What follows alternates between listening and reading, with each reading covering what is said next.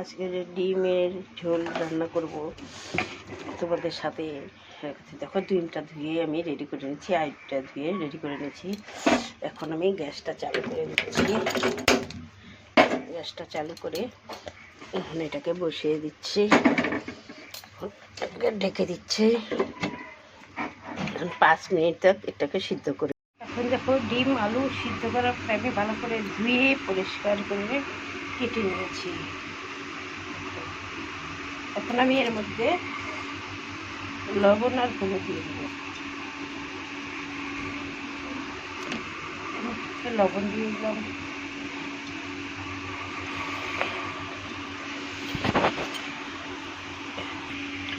এখন আমি লবণ হলুদটা সুন্দর করে মেখে নিয়েছি। দেখুন এখন আমি তেল গরম হয়ে গেছে, তেলের মধ্যে ছেড়ে দেবো।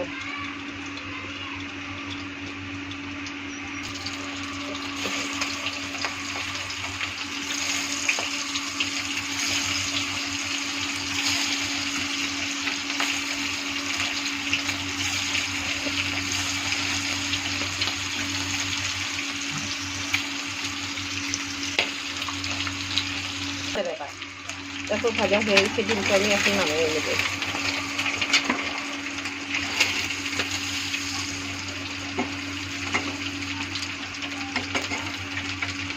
এখন ডিমটা ভাজা হয়ে গেছে, আমি ওইখানে সামান্য একটু হিং ঢেলে দিব, একটা শুকনো লঙ্কা ঢেলে দিব,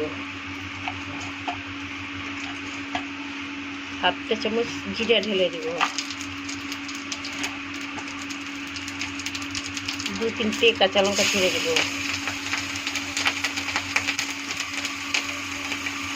এখানে পেঁয়াজ কুচানো ছেড়ে দেব, ফির টমেটো কাটাটা ছেড়ে দেব, আদা কুচানোটা ছেড়ে দেব। ছেড়ে দিয়ে এখন ভালো করে মিক্স করব।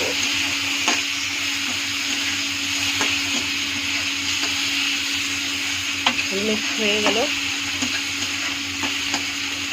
এখন আমি এর মধ্যে মটরশুঁটিটা ছেড়ে দেব।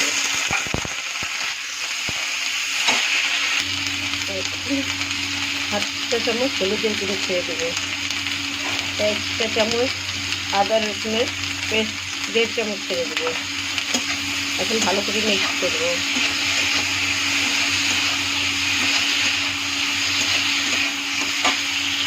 এখন মশলাটা ভালো করে মিক্স করে নিয়েছি। এখন আমি স্বাদ অনুসারে লবণ ঢেলে দেব। লবণ ঢেলে এটাকে ভালো করে নেড়ে চেড়ে নেব, আর একটু ভালো করে সুন্দর ভেজে তুলব।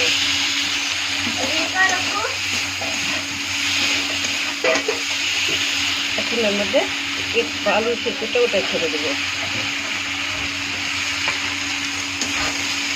ছেড়ে দিয়ে ভালো করে নেড়ে চেড়ে নেব। দেখো মশলাটা সুন্দর ভাজা হয়ে গেছে, মটরশুঁটিটাও সিদ্ধ হয়ে গেছে। এখন আমি এর মধ্যে পরিমাণ মতো একটু জল দিয়ে দেবো।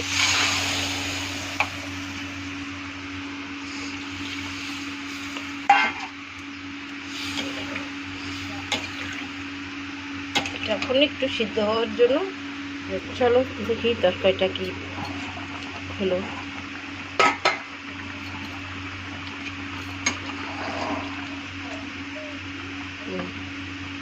সেই সুন্দর হয়ে গেছে। এখন আমি এর মধ্যে ধনে পাতা দিব। ধনে পাতা দিয়ে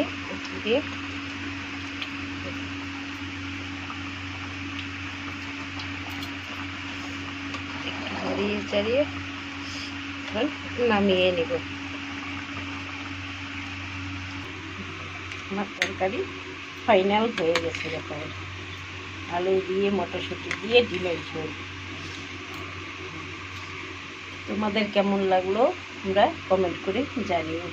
ওকে বন্ধুরা, আমি পালং শাক ভাজি করব, তার জন্য কেটে নিয়েছি পাতলা পাতলা করে আলু, পেঁয়াজ, কাঁচা লঙ্কা।